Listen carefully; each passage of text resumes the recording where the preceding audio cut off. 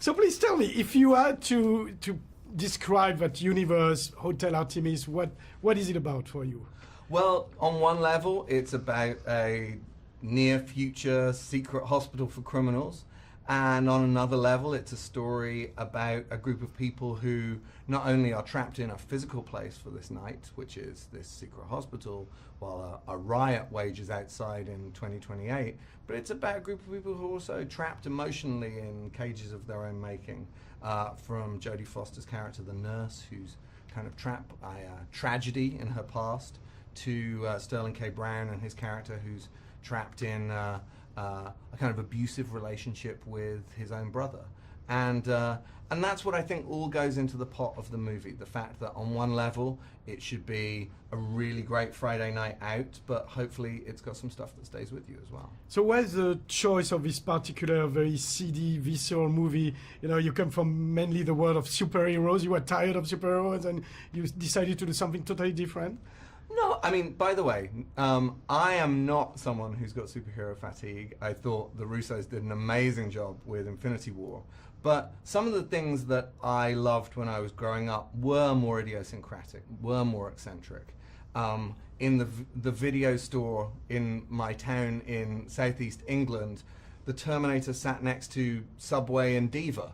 And I wouldn't differentiate between those movies. You would just watch them all, you know, in the same mindset. And so when it came to making Hotel Artemis as a directorial debut, I wanted it to have that same flavor, the fact that there were eccentricities in there, whilst it was also incredibly satisfying and that everybody can enjoy it as well.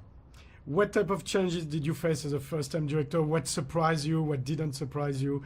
How was it, the transition from writing to directing? Well, you know, I had directed a few things before, music videos and shorts, but frankly, the challenge as a first-time director is literally everything.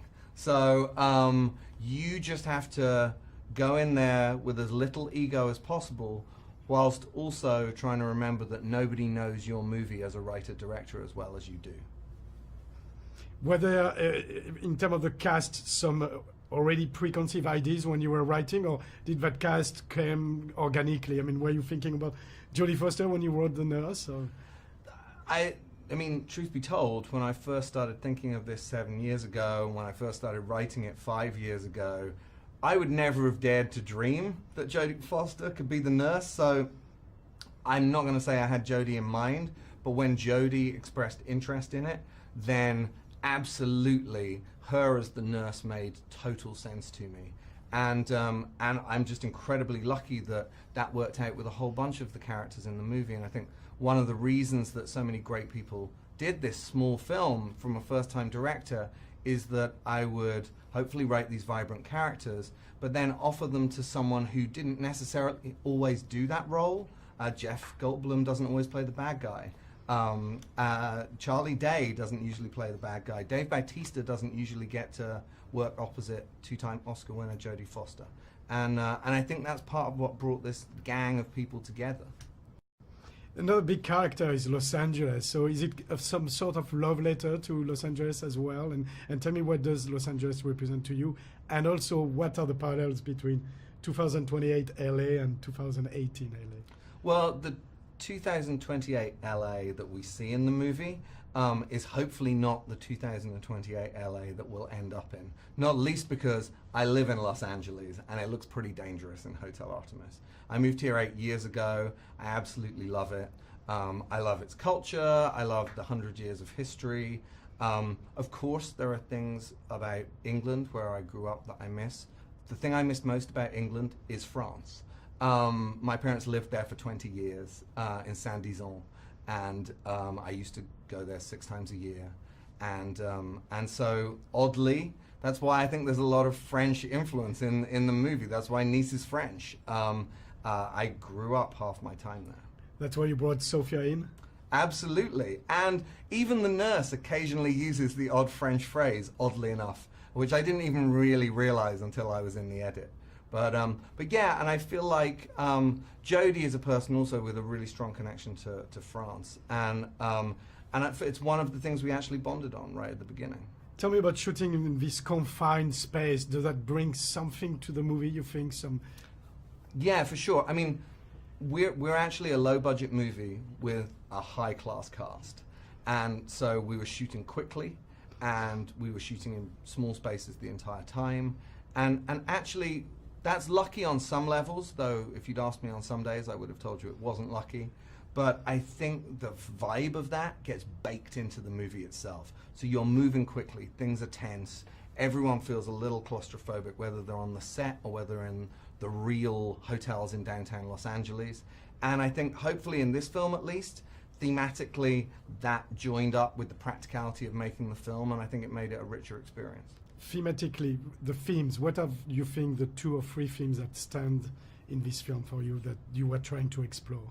Well, on one level I wanted it to be a great Friday night out, but I also wanted it to be about the fact that people get trapped in cages, often of their own creation. The Artemis, of course, itself is a place that physically the characters are trapped in, but the nurse, Jodie's character, is trapped in her past tragedy. Waikiki, Sterling K. Brown's character, is trapped in a relationship with his brother. They're all kind of trapped in a life of crime. And that feels very LA as well, the gilded cage of like LA history. So that was one theme. And then another theme was really this idea that these riots are waging outside what is essentially a private hospital that a bunch of people have paid to be inside. And constantly throughout the movie, they refer to the fact that the problem is on the outside, whereas really the problem is them and the problem's on the inside. And I think that's a theme in 2018 that maybe hopefully resonates. Last question, if you had to build your own hotel, what would it be called and what would it look like? If I got to build my own hotel, first of all, it would be small enough that just I could be there, I think, because I'm quite sleepy and grumpy at the moment, and I think having some room to stretch out would be good. But frankly, there's a hotel in Provence that is the hotel that I would build in Saint-Rémy. It's this beautiful hotel dedicated to photography, and it's about as good as hotels get. So that's like a free advert for Saint-Rémy de Provence.